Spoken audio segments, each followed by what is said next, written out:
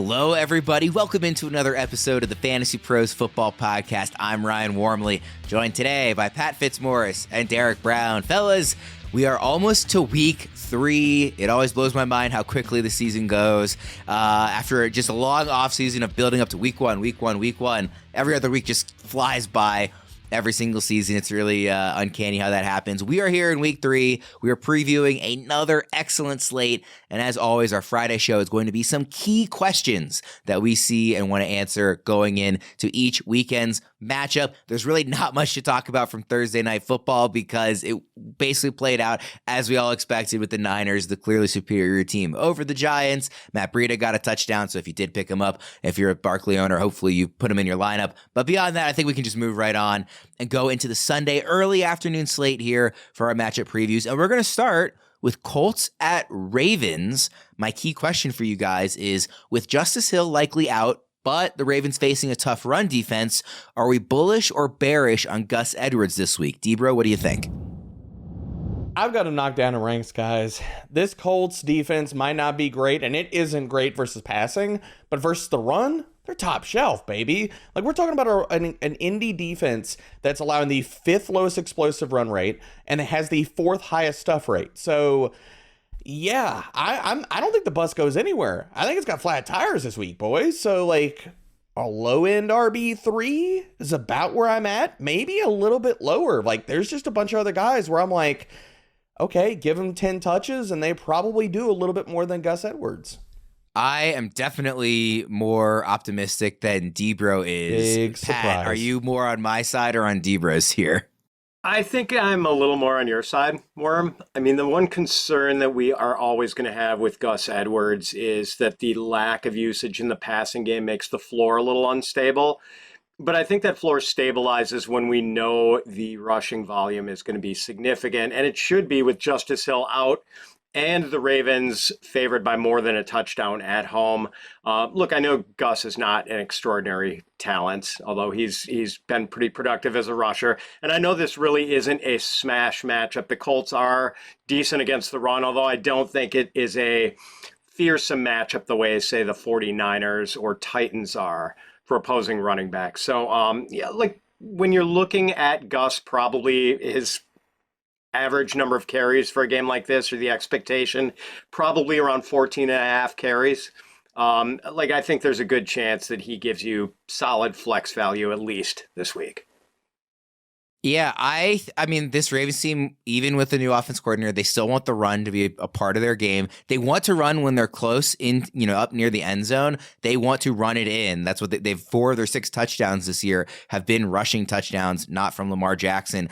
And there's nobody else in this backfield if Hill is out. I mean, Melvin Gordon and Kenyon Drake, I don't think are going to take too many touches, especially high value, red zone touches away from Gus Edwards. So I think he's going to score a touchdown this week. I think he's going to get the most rushing yards on the team this week. I know that the Colts defense is good, but the Ravens offense is also good. The offensive line played a lot better than I expected them to, against Cincy. So I think even banged up, they will come in and want to run the ball. It's also supposed to be a really sloppy weather game, which means I think they're going to lean on the run even more heavily. So I just think all of that favors Gus Edwards. I'm not saying he's like an RB1 this week, but I think a low RB3 like Debro you're describing, I just think that's too low. Do you have any optimism at all, Debro, or are you pretty set in where he's ranked? I mean, look, I understand the volume aspect, and I get it. When you start looking at just the state of the running back position this week, but I really think, like, when it comes down to it, if he doesn't score, if Lamar gets the rushing touchdowns at the goal line, and I understand that, Worm, because Baltimore has the 7th highest red zone rushing rate, so I don't disagree that he's probably going to get chances down there. But where I'm sitting, like, I put him like where Pat's at, in the sense of like 14, 15 carries. I don't think he's going to be efficient, so I kind of look at him as like a touchdown or bust kind of like flex play. You want to put him into like a low end RB2. I think if he does not score this week, he's probably more of an RB3, and you're going to wish you didn't start him. We're back with another week of football, and DraftKings Sportsbook is keeping us in on the NFL action with great offers every single game day. New customers can bet $5 to get $200 instantly in bonus bets. Throw $5 down on any of this week's epic matchups to walk away an instant winner, and DraftKings isn't stopping there. All customers can take advantage of 2 new offers every game day this September. Football is more fun when you're in on the action, so download the app now and sign up with code FANTASYPROS. New customers can bet just $5 to get $200 instantly in bonus bets only on DraftKings Sportsbook, an official sports betting partner of the NFL, with code FANTASYPROS. The crown is yours. All right, let's go to Titans at Browns for our next game here. My question is, how are we approaching the Browns backfield both this week and in the long term? Obviously, with Chubb going down with that gruesome injury, we have Jerome Ford was the hot button waiver wire guy of the week. And then they signed Kareem Hunt, which a lot of people kind of connected the dots and expected they might. So Fitz, I'll start with you this time. How are we approaching the Cleveland backfield?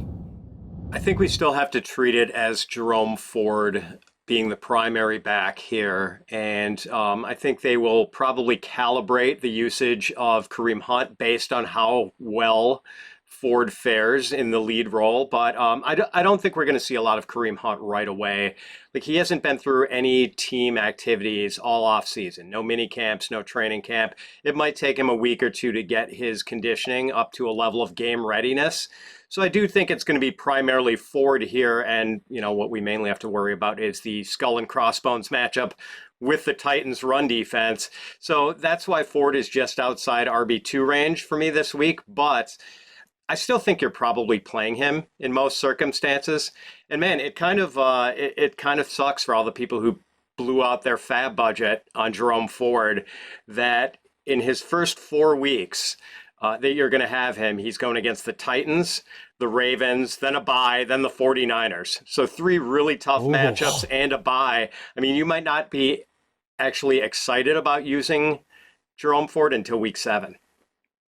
Wow, I knew about the Titans matchup, and I knew the Ravens were coming the next week. I hadn't looked that far ahead to realize there was 2 more weeks where he'll be either literally unusable or essentially unusable. That is tough, Debro. I mean, I was going to ask you kind of about the matchup.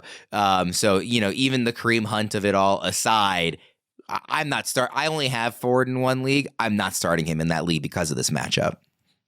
Yeah, I mean, I have him ranked as a low-end RB2, and it gets gross with running back. When you get past about, I mean, good Lord, guys, like RB14, RB15, I'm talking about Brian Robinson, Joshua Kelly in the mix at RB16, 17. Like, it gets nasty pretty quickly. And I've got Ford as a low-end RB2, and it really just comes out of the volume. And with the matchup, it's terrible. Like, I'm not going to tell anybody that it's not.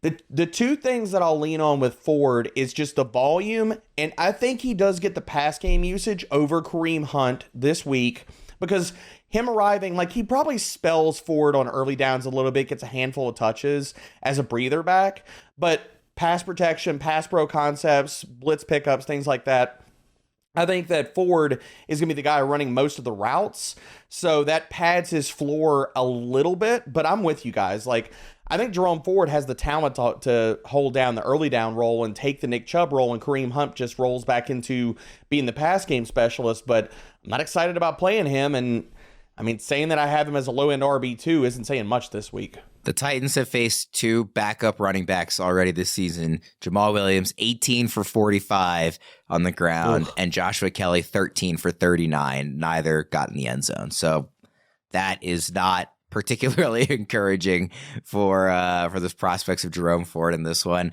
I just want to make a quick note. I mentioned I only have Ford in 1 league. Our multi-league assistant makes juggling multiple leagues easier than ever. I actually just went there to check to see if I was forgetting any of my leagues that I had him in just live here on the show. It's that easy and quick. So head to fantasypros.com/myplaybook to get expert advice for all your teams in one spot so you can dominate every league every week. Let's go to game number 3. That's Falcons at Lions. And the key question here, I think, is actually one of the few obvious ones this week. And it's with David Montgomery out, or I don't know if it's official or if I missed it or something, but he's out. Will this be the Jahmyr Gibbs breakout game? Debro, what do you think? I think so, guys. I think it's going to happen. Now, I think that Craig Reynolds is going to factor into this backfield. I think he is going to take some of the early down work. Now, how much is to be, we'll see. But this team loves Craig Reynolds. They've used him in certain spots. He's been the starter in certain games when the injuries have struck. There's a lot of belief in Craig Reynolds. But I think that this could be the Jahmyr Gibbs breakout game. I mean, you look at the Atlanta rushing defense, 11th highest explosive run rate allowed, 11th lowest stuff rate. So we're talking about, even if Jahmyr Gibbs is going to split the work with Craig Reynolds, I think we're still going to sew him into like 15, 16 touches, considering the targets and everything else. And we're talking about, this is a run defense that gives up big plays. So yeah, Jahmyr Gibbs could have a monster day. I've got him ranked right now at RB 14. Maybe that's not high enough. Fitz, how aggressive are you being on Gibbs this week? Yeah, I mean, I've got him right around the RB1, RB2 border. And I don't think we can be that disappointed in the usage. Like, what we wanted from him was early career Alvin Kamara usage. And Kamara famously had 81 catches in each of his first 3 years in the league, then 83 in his fourth year. Right now, Gibbs is pacing for 77 catches.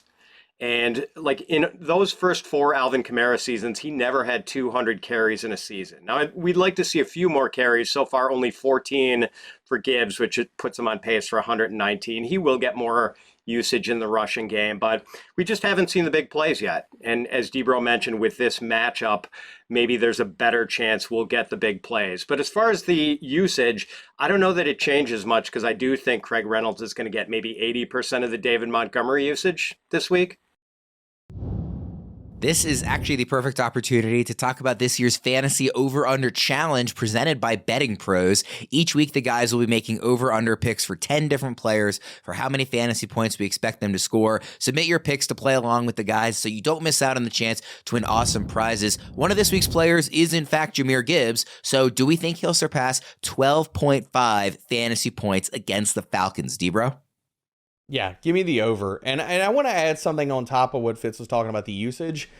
Anybody griping about it, do you not understand he got 9 targets last week? 9. Because he didn't score and he didn't break off a long run. Don't get lost in the sauce. He got 9 targets. You can't be upset about that. What do you think, Fitz? 12.5 fantasy points, over or under? I got to go over here. Yes. Yeah, that's a clean sweep. I agree on the over for that as well. Let's go to game number 4, Saints at Packers. And the key question here, is regression coming for Jordan Love and the Packers offense, Fitz? In terms of touchdowns and interceptions, yes, probably. I mean, the reason Jordan Love is leading the NFL in passer rating right now is because he's got 6 touchdown passes and no interceptions. I'm going to boldly predict he does not finish with 50 touchdowns and that he throws more than 0 interceptions this year, Worm. So, but I mean, the rest of it is pretty sustainable. Like, his completion percentage right now is only 55.8%. That's actually going to go up. 7.6 yards per target. Or per attempt, decent, but not extraordinary. So all that's sustainable, but the touchdown interception ratio has been great so far, and it's not going to stay that good all season. Be careful all the way out there on that limb, Fitz. I don't want you falling off there. Debro, what do you make of this offense? And it seems like Love is doing what he's supposed to do, in that he's running what Matt LaFleur wants him to run, and it's working out well. He's not creating all these plays on his own, but the regression still has to come, right? The passing touchdown regression is going to hit, but I want to throw this out here, and I know Pat's not going to like this take. Can we all talk about this and use the same energy that people are using for Justin Fields right now, and understand that Jordan Love is not playing amazing? Like, I get he has got 6 passing touchdowns, and everybody wants to wag about that and talk about it. You look at the rest of Jordan Love's numbers, and they're bad. They're like really, really bad.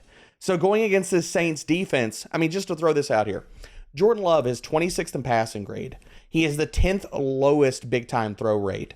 Amongst all quarterbacks with at least 20 dropbacks, he has the lowest adjusted completion rate in the NFL. So people are getting lost in the fact that he's got 6 passing touchdowns. Outside of that fluky metric, he's looked bad, regardless of anything else you look at. And so now that he's going up against the Saints pass defense that is legit. They are really, really good. Their starting top three quarters are really, really good. Alontae Taylor, Marshawn Lattimore, and Paulson Adebo are playing really good football. I think Love is going to have a massive comeback to earth game. I'm surprised the advanced metrics are that bad on Love, quite frankly. Like, I don't think he's looked that bad. And I've I'm a Packers fan. I've watched all the snaps. Like, I think he played reasonably well. But and we should also remember, like, Christian Watson is coming back possibly this week, so that's going to help him. I wanted to sneak in a second question actually on this matchup just because I think there's so many interesting names on the Saints that are in that range of you might be in a position to start them and you might not. So I think it could be some actionable advice here. So I just want to ask you guys to rank Rashid Shaheed, Tony Jones, and Kendre Miller as flex options this week. Debro? Shaheed is at the top of that hill. Like, absolutely. Talked about him on the Must Start show and stuff, and like, he's going to crush. He's been doing awesome. His metrics are beautiful, and he's going to destroy the Packers' zone defense this week. So Shaheed is in a tier of his own. And then looking at this backfield, I mean, it really comes down to who is going to get the goal line work. And right now, it's up in the air. I give the lean to Kendre Miller over Tony Jones only because of talent. I think that the red zone work, we shall see. But we know who Tony Jones is at this point. Like, I had him much higher in my ranks until we found out that Kendre Miller probably plays this week. I lean that Kendre Miller, if they get similar volume, Kendre Miller is going to do more with it. So I'll put Kendre Miller over Tony Jones Jr. Fitz, what do you think? Shaheed, Jones, and Miller, how are you ranking them? Yeah, same order as Debro, Shaheed, Miller, Jones, and Tony Jones is just a jobber. We know that. So the interesting question is where Taysom Hill should rank in this. And I would, that's a good I would point. slide Taysom Hill in ahead of either of the running backs here because I think Taysom Hill is going to have 10 to 15 carries this week against the Packers. Where do you have Taysom ranked at, Pat? Now I've got to go look at my Taysom ranking. I got to bump him up. Top 10 at tight end. Wow. Oh, I got to bump him up. I'm bumping him up right now. I had him buried. I just hadn't updated his rank. It's such a good point, man. Tight end 10. Let's ride. Let's go. I have nothing to add on Taysom Hill. He continues to get these opportunities, and it's smart to play him if you have him. He probably will be a top 10 tight end this week, so that's definitely smart. That's a good take. This weekend, a bunch of the behind-the-scenes Fantasy Pros team are actually in Florida to hit not one, but two NFL games. I am bummed I could not join the trip this year, but I'm still super excited to get out to a game here in Denver this season, hopefully with as crazy an ending as the one we saw last week here in Denver. Whichever game I choose, the best way to get tickets to any of these games is on Game Time, the official ticketing partner of Fantasy Pros Fantasy Football. For last-minute amazing deals on tickets to see your favorite football team this September, download Game Time. And as you've heard us say before, it's not just football. Game Time has tickets to baseball games, concerts, and comedy shows around the country. So download the Game Time app and redeem code FANTASYPROS for $20 off your first purchase. Terms apply. Again, download the Game Time app and enter code FANTASYPROS, all one word, for $20 off. No matter where you live, get out and have some fun this week. Download Game Time today. Last minute tickets, lowest price, guaranteed. Let's go to Game 5, guys. It's Texans at Jaguars, a little AFC South action. My question here, Jags offense definitely bounces back in a smash spot. Right, Fitz? I do think it's a smash spot for Travis Etienne. I don't know if it's going to be a smash spot for Trevor Lawrence and his pass catchers. The Texans haven't been that great of a matchup for quarterbacks and wide receivers. I think part of it is because opponents are constantly in run-friendly game scripts against the Texans. Maybe that won't be the case this year so much now that C.J. Stroud looks like a real quarterback. Maybe the Texans can do a better job of hanging with opponents, but we know that run defense has not been fixed yet. The Texans gave up the most rushing yards to running backs in 2022, and already they rank 32nd in DVOA against the run. So I think you're excited about this matchup if you are a Travis Etienne investor. Like Lawrence, I think the expectation is decent, but not necessarily a smash spot for him in this passing game. Debro, what do you think? I'm thinking maybe the passing game too with Derek Stingley out for Houston. Oh, baby. I was just about to say, I'm going to push back on this. I think that they smashed through the air. Derek Stingley out, and with a pass defense that so far has allowed the 9th highest yards per attempt and the 11th highest passer rating, I think Lawrence and this passing attack get back on track. Now, the other part about this is that if Zay Jones misses this game, I need to bump up Christian Kirk. I know we talked about not starting him. If Zay Jones is out, I'm going to amend that take, and I think that probably bumping up Kirk a little bit because I think the usage is going to be there because he becomes the guy that's probably going to be in two wide receiver sets and maybe giving a small nudge to Evan Ingram, but I think Lawrence smashes this week, especially with Stingley out. Yeah, it looks to me, I don't know if you guys have updated this as of this morning, we're recording the show, but Calvin Ridley is 9th for you, Debro, and he's down at 14 for you, Fitz. So are you just in general, because you think they're going to run so much, and based on what we've seen the first 2 weeks, is that why you're keeping Ridley a little bit down in terms of what the Texans pass defense has done? Yeah, I mean, the Stingley thing is a factor, and I should have mentioned that at the top. But yeah, that's kind of it, and not knowing which way the ball is going. And as of now, I'm sort of planning that they are going to have Zay Jones, but I will have to amend that and probably bump up Ridley if Zay doesn't play. I updated my wide receiver ranks. I had already made some moves and stuff, but I just hit update on them. I bumped up Ridley to wide receiver 5. The only wide receivers I'm starting over him this week would be Jefferson, Keenan Allen, Stephon Diggs, and CeeDee Lamb. Wow. Yeah, you would start Ridley we saw over what he did week 1, right, boys? Forget that, huh? Speaking of who we saw do week 1, you would start Ridley over Tyreek Hill? Right now, because... Or did I mishear that? Only because Tyreek Hill is dealing with the ankle injury. We need to see what his practice reports, but I think that those two are what and what as far as target volume, expectations this week. The other part about that is Denver's run defense, we'll talk about it later probably, but their run defense has been quietly bad, so I think it also could be a good day for Raheem Mostert. We'll actually talk about it next, but first I want to quickly mention that Debro, of course, handles the primer every single week, but I also want to mention that with our My Primer tool, you can get a personalized view of the primer tailor-made for your specific fantasy team. All you have to do is head to fantasypros.com/myplaybook and quickly sync your team for our in-depth advice on every single one of your players. Let's get to that Broncos at Dolphins game number 6 on our slate here. My question is, after seeing actual signs of life and even explosive plays in week 2 in Denver, which Broncos players can we actually trust in week 3? Debro, what do you think? Well, I talked about this before, and I'm going to just double down on it right now, man. I think Javonte Williams is going to have himself a day. Miami versus running backs, they're allowed the 8th highest missed tackle rate and the 13th highest yards after contact per attempt.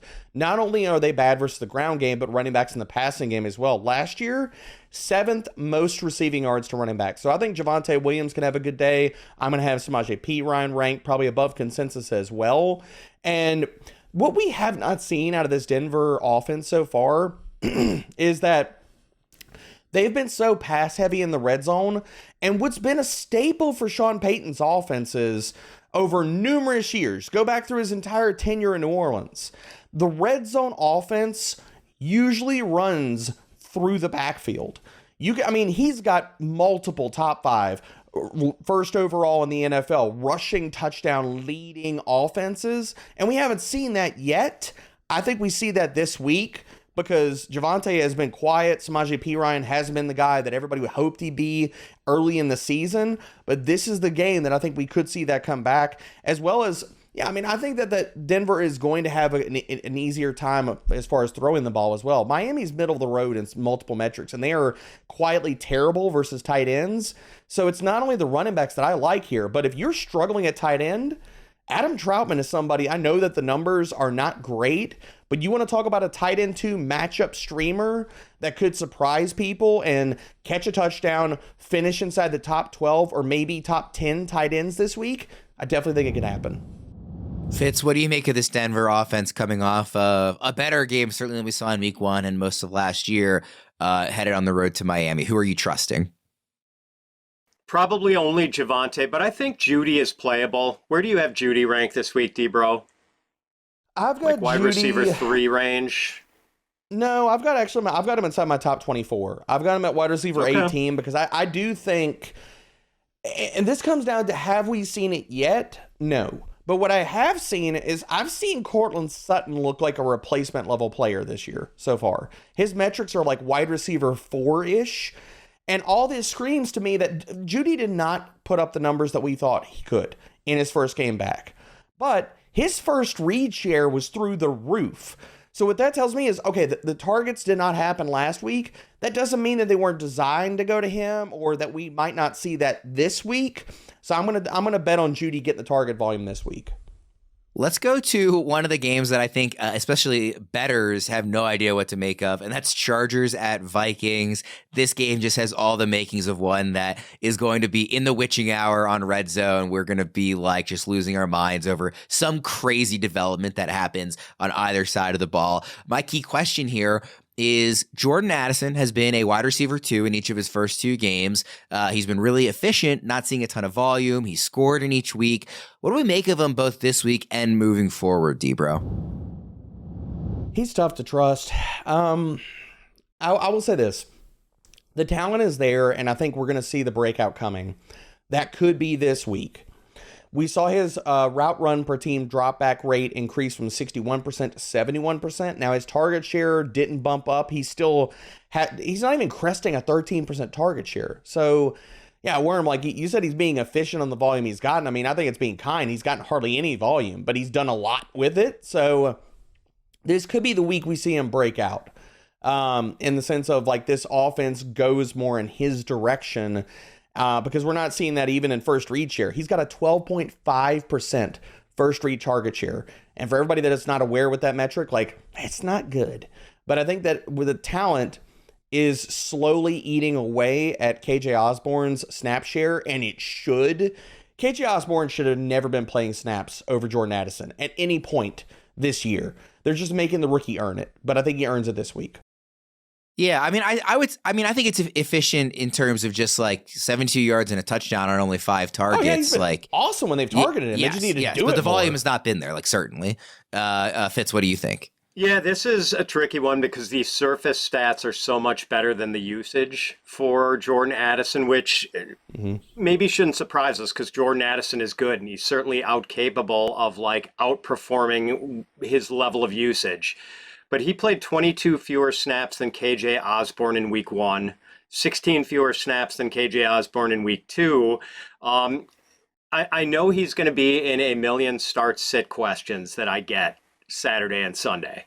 And I feel like I'm probably going to wind up telling a lot of people to sit him just because the usage doesn't justify playing him over some of the other receivers that people are going to be considering starting.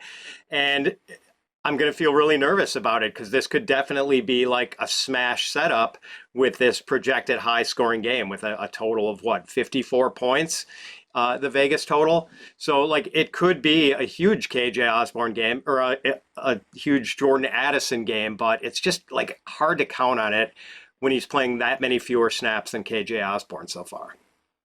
Where do you have him ranked at, Fitz? Like I'm kind of looking in that wide receiver 3 territory and I'm like, should I really have Jordan Addison over? I mean, should I really have Terry McLaurin going up against the Buffalo Bills this week over Jordan Addison or Garrett Wilson, DeAndre Hopkins, like all these low end wide receiver 3s? Like, should they really be over Jordan Addison in a high total shootout game? Like, I know I'm kind of struggling with it, man. Like, I've got him at wide receiver 33. Maybe that's too high. Maybe it's not high enough.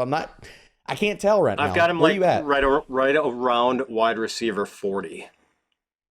And it does feel too low, admittedly, but I'm just kind of following the usage here.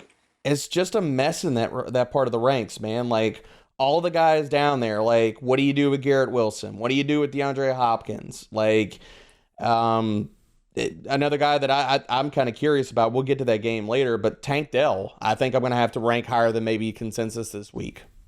Yeah, looking at the matchup too, it's funny. Like the Chargers look like they're 32nd, in fantasy scoring against wide receivers. A lot of that is because Tyreek Hill just went nuclear in week 1, and it's early enough that kind of skews those. I do want to hit another over/under challenge here with T.J. Hockenson kind of crushing early this season. Will he go over or under 11 fantasy points against the Chargers, Fitz? I'm going to say under. Like, I don't think he gets there unless he gets into the end zone, which is probably 50-50. I'll say under this time. What do you think, D-Bro? I'm going to go over only because I think the volume is going to push him over. I think the volume helps him get there. I mean, here's maybe the hot take part of it. Like, I think he can get there without scoring a touchdown with as much volume as he's been seeing. Yeah, you better not be wrong. Take the stress out of lineup management with My Playbook's autopilot tool at fantasypros.com/myplaybook. Enjoy automated optimal lineup adjustments, giving you both peace of mind and the best shot at victory each and every week. Let's go to game number 8 here. Patriots at Jets.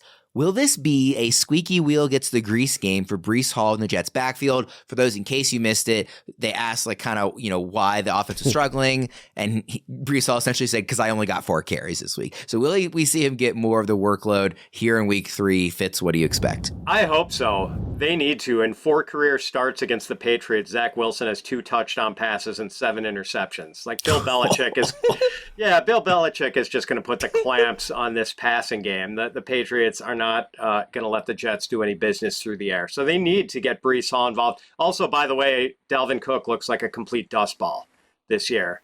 Yep. Like they need to ramp up the Breece Hall usage. You've given him a couple games to get his conditioning right and test the knee and everything. Hopefully we get a lot more Breece Hall in week 3. Debra? I want to hope for it. I just don't know if it's going to actually happen. I think the Jets are trying to save him from himself. I mean, we just talked about this. We're only at week 3. Now, as much as Breece Hall wants to get more carries and stuff, sometimes you got to be saved from yourself. I mean, I get that, but if the Jets really have aspirations to try to somehow get in the playoffs, I'm not saying that they're going to with Zach Wilson at the helm, but they want to try to.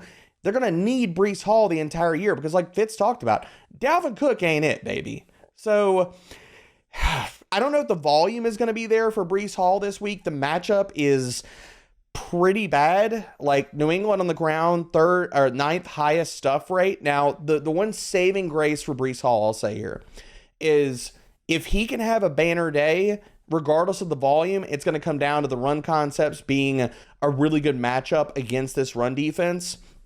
Because as good as New England's run defense has been versus zone runs, which are Breece Hall, like basically he's 50-50 between gap and zone runs this year. New England is allowing the 3rd highest yards per carry to zone runs this year.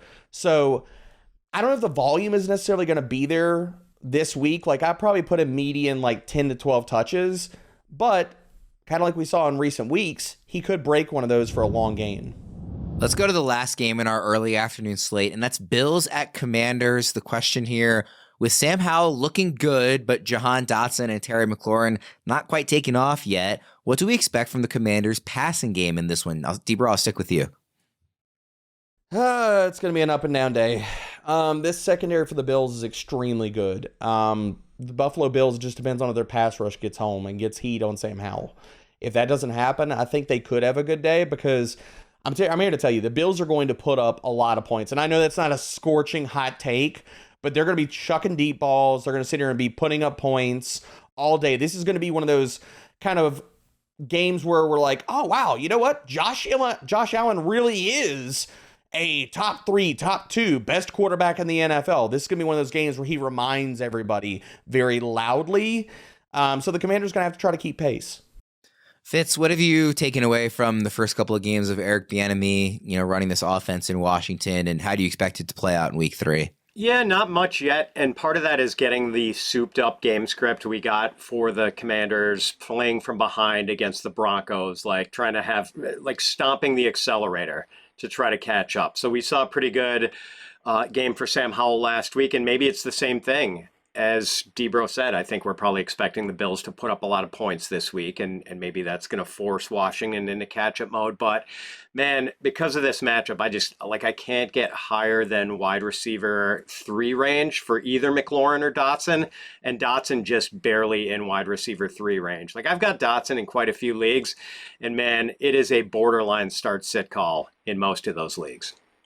Can I give out a quick hot take here? I think Curtis Samuel leads them in receiving yards this week.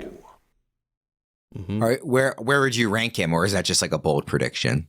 Slightly bold, but I am going to look at where I am versus consensus, and I'm going to have him above consensus. He's probably going to sneak inside wide receiver 4 range.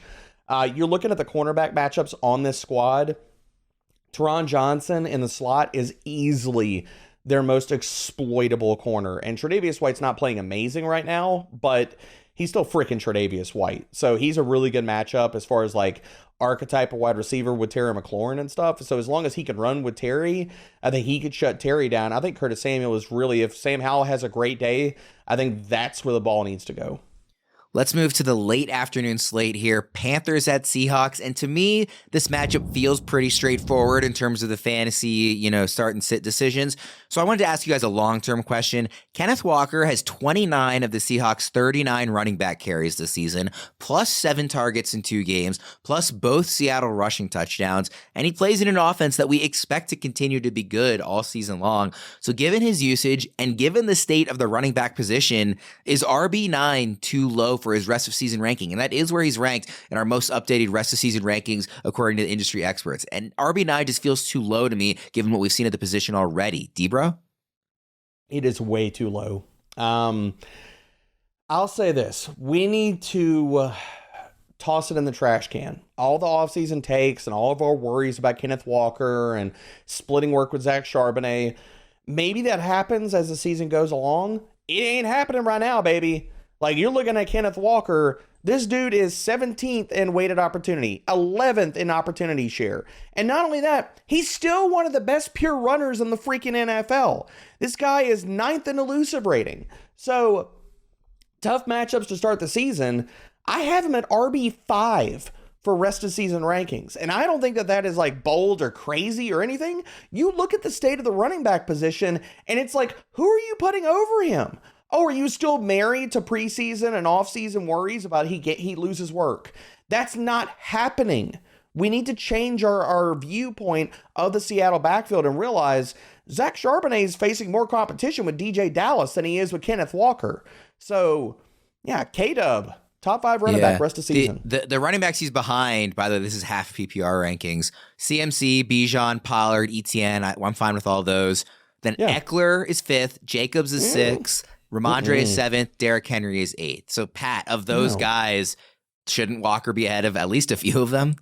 I mean, I've got him running back 9. So maybe you could split hairs and say that I should have him ahead of some of those guys. I forget. Come on, Fitz, I might have most of those guys. Up, maybe I do need to do it. But like contextualizing this, like he is absolutely a rock solid RB1. And like the floor at running back drops out shortly behind Walker in the rankings. Like after the top 10, you're down to like, there are guys ranked 11th, 12th, 13th who are barely like RB2 worthy. It's just a big fall off after Walker. So I think you're thrilled if you drafted him because the Zach Charbonnet threat has not materialized yet and doesn't look like it's going to anytime soon. I think you're really happy if you're a Walker investor. And, we're splitting hairs about where he is in the rest of season rankings. Like, solid RB1, be happy he's on your fantasy team.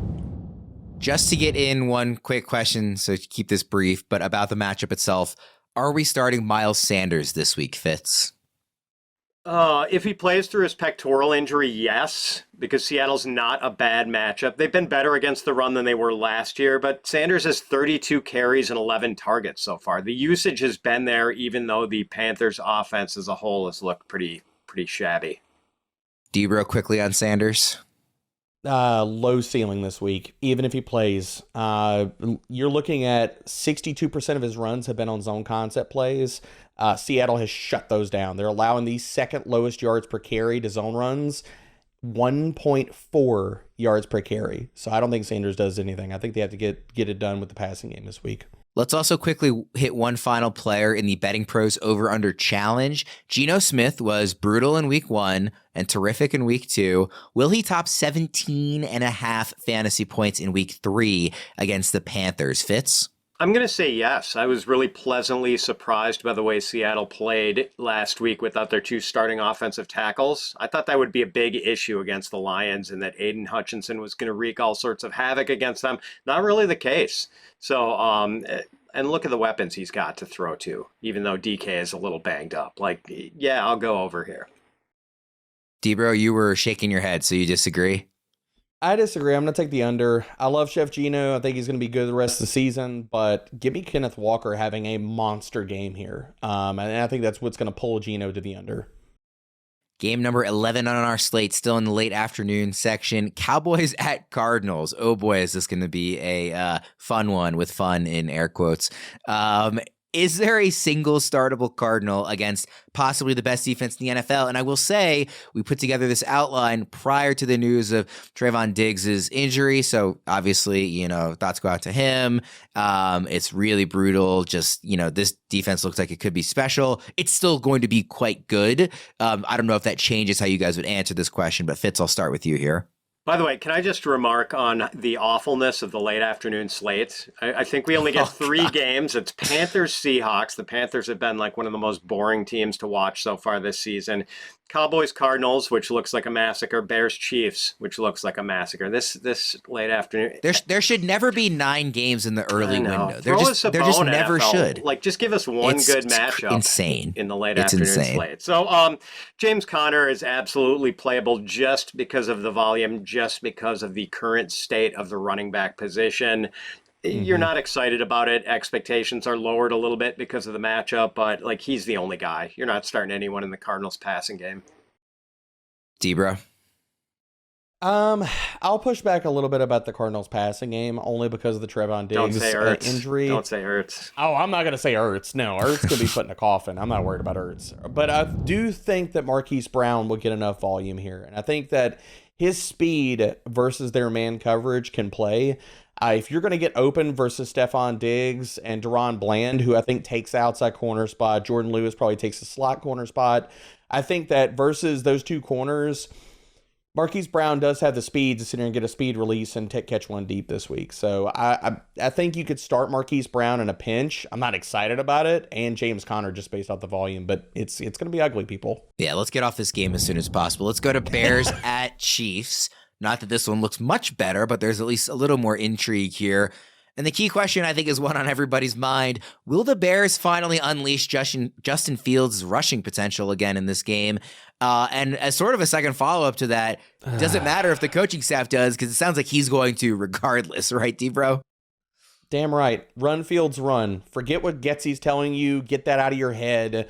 Play your game, baby. And I want to see it, man, because this is a spot where he should be able to run and have a lot of success. Kansas City, 5th most rushing yards to quarterbacks last year.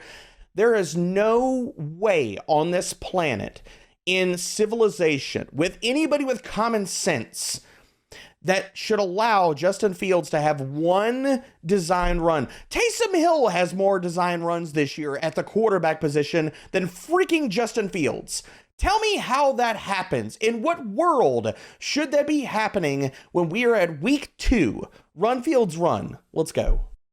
All right. I'm fully on board. What do you think here, Fitz? Yeah, totally. Fields has talked all week about playing less robotically and more instinctively, and I take that as a hint that he is going to run more aggressively in week 3. Very quickly, just on the Chiefs side, because it is going to be a topic all season. I mean, like Sky Moore, Kadarius Toney didn't have quite as bad of a game as he did in week 1. Sky Moore actually caught a touchdown. Are we a little more optimistic about these wide receivers, Debra? I'm not optimistic about them. I put this in our Bold Takes article, which will be live today or tomorrow. Give me Justin Watson to sit here and take a long one to the house. I know I'm sitting here like people are saying, well, you just throwing a name out of the hat. You look at his usage. He's the deep threat for the Kansas City Chiefs right now.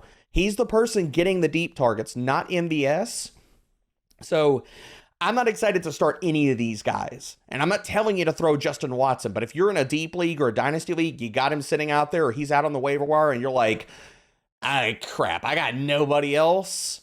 Consider him because I think he takes a deep one to the house this week. Fitz, very quickly, are you taking a flyer on any of these Chiefs receivers? Not if I can help it. I'm with D-Bro. Try to win a bar bet with your buddies on Justin Watson, and otherwise just stay away. Let's go. All right, let's go to Sunday Night Football here. Another ugly one. Steelers at Raiders. My key question is, what will the backfield split look like between Najee Harris and Jaylen Warren? And D-Bro, I will let you go first because you are so passionate about one of those guys. Oh, Jaylen Warren is my boy, baby. We're seeing, and now everybody's seeing why. He's so freaking good. Okay, right now they are splitting this backfield 50-50. Najee Harris has actually run 36 routes compared to Jaylen Warren's 32. So he's been getting more of the pass game run The difference is Jaylen Warren has been targeted on 31% of his routes. He's second in the NFL behind only Josh Jacobs in yards per route run. So I think this is the game where Jaylen Warren's going to have himself a day in the passing game. I think as we move through the season, not only is Jaylen Warren going to eat into the early down work for Najee Harris, I think he takes over the pass game work. And all of these previous comparisons to, is he Tony Pollard? Is he this year's Tony Pollard? I think this offense is not good enough to sit here and get that type of touchdown expectation for Jaylen Warren in any shape, form, or fashion. But can he be really stinking good and be an RB2 even when Najee's still around there for the rest of the year? Yeah, I think it could happen. Fitz, Najee Harris, Jaylen Warren, both or neither? I know Debro wants to kick Najee to the curb so badly, but the Steelers are not going to do that. It's going to continue to be a 60-40 split. Technically, it's been a 57-43 split on snaps so far. And look, the more explosive stuff with Warren is just fiction. I mean, like, he had a big catch against the Browns on a blown coverage. Completely blown coverage. Other than that, Debro, Warren is averaging 2.9 yards per carry, has a worse success rate than Najee Harris on runs this season. Like, I know you want to wish cast this into existence, but like, it's not happening. Warren is not taking over this backfield. Warren is top 10 in missed tackles forced per attempt. It ain't fiction, baby. He's that good. Well, then I guess they must be tackling him 7 yards behind the line of scrimmage, Debro, because he's averaging 2.9 yards per carry. Harris you're watching. That's Najee Harris you're watching that happen to, Fitz. Sorry. I do have a second quick question here, which is, what's wrong with Josh Jacobs? The rushing leader a year ago has not been good here in 2023. Fitz? No training camp. I mean, I hate to sound like an old school Oklahoma drill type of football guy, but like, missing training camp is a big deal. I mean, I'm guessing his fitness level is just not where it would normally be. Debro? I think it's twofold. Not only is Josh Jacobs, he's been pretty bad as far as like tackle breaking metrics. He's got the third highest stuff rate in the NFL, but this offensive line is doing him no freaking favors. They have the 8th lowest yards before contact per attempt. So I think it's a combination of Jacobs and the offensive line, but I'll also throw this on top. The Pittsburgh run defense has been terrible this year. They're Swiss cheese, man. Hayward out. They can't stop anybody. I think this is the get right sauce, and that's why I threw it out on Twitter. And not only that, the upcoming matchups for Josh Jacobs are beautiful. Beautiful. So if you can go trade for him now, I know how bad he's been, and everybody's talking about how bad he's been. I think the worm starts to turn this week. The worm. Oh, I love to hear it. The worm, baby. Monday Night Football, for as much as we complain about the late afternoon Sunday slate, I do love me a doubleheader on Monday Night Football. It is so much better than just having one game. I would be not opposed if they do it every single week, honestly. I love the Monday Night doubleheader. We've got 2 this week. Game number 14 on our slate, Eagles at Buccaneers. My key question here is, are we confidently starting DeAndre Swift again, coming off of an amazing Thursday night game just a week ago against the Vikings? Debro?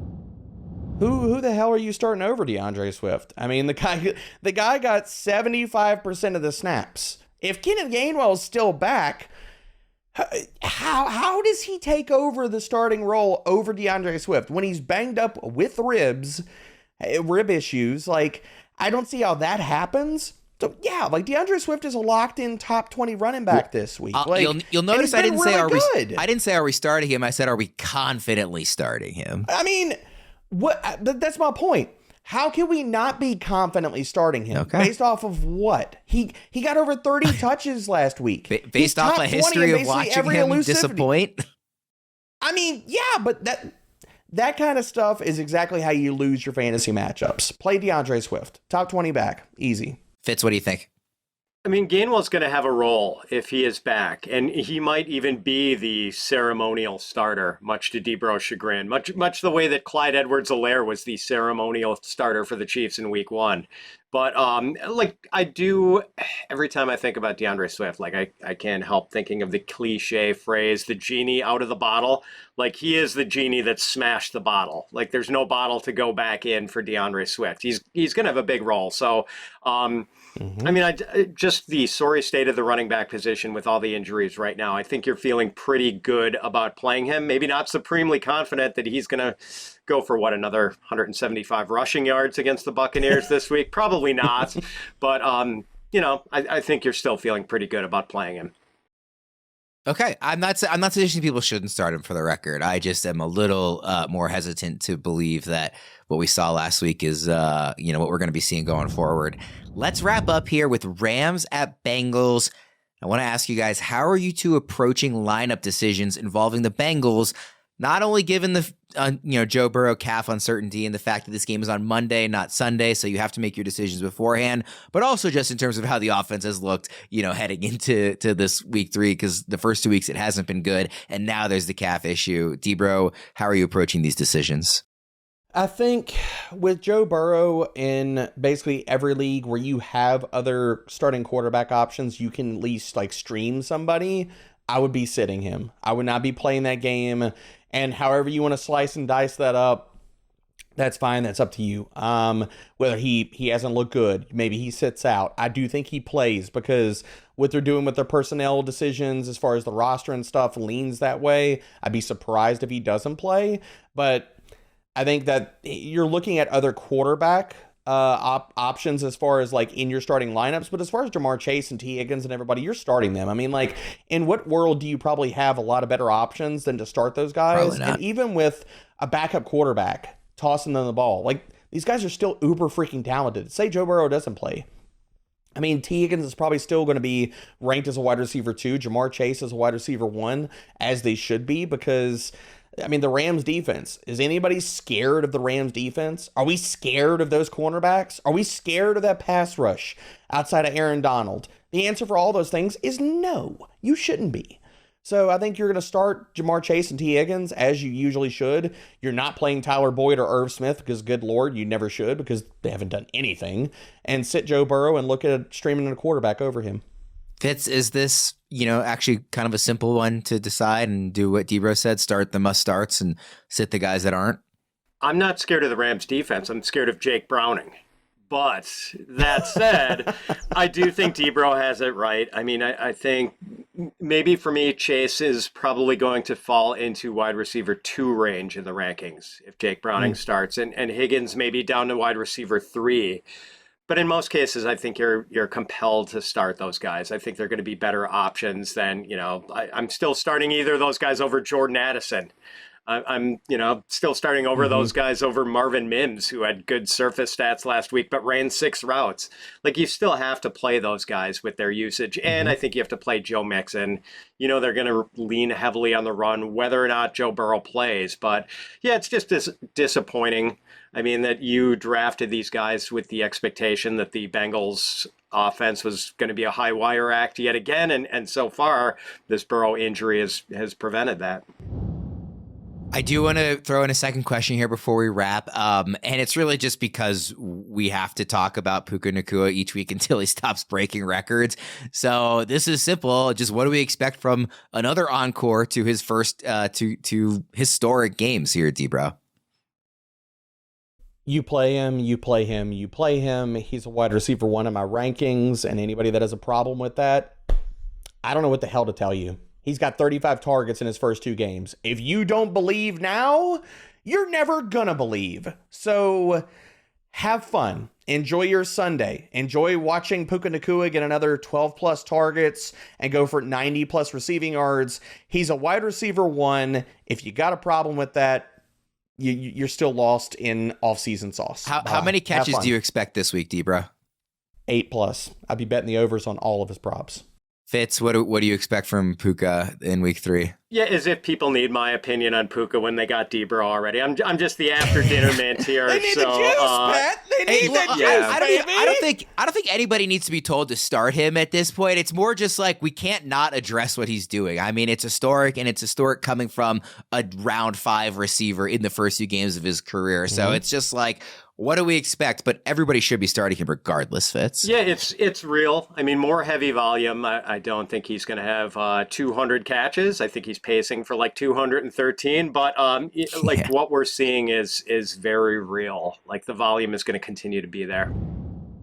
All right, we'll wrap up there. Thank you, everybody, for tuning in. Please go check out DraftKings Sportsbook. Use Game Time for all your tickets. And please check out My Playbook for our entire suite of tools. The dev team puts so much into it, and they really are the best tools in the industry. I will fight anybody that says otherwise. So thank you, everybody, for tuning in. For Debro and Fitz, I am Ryan Wormeli. We'll see you guys again next time.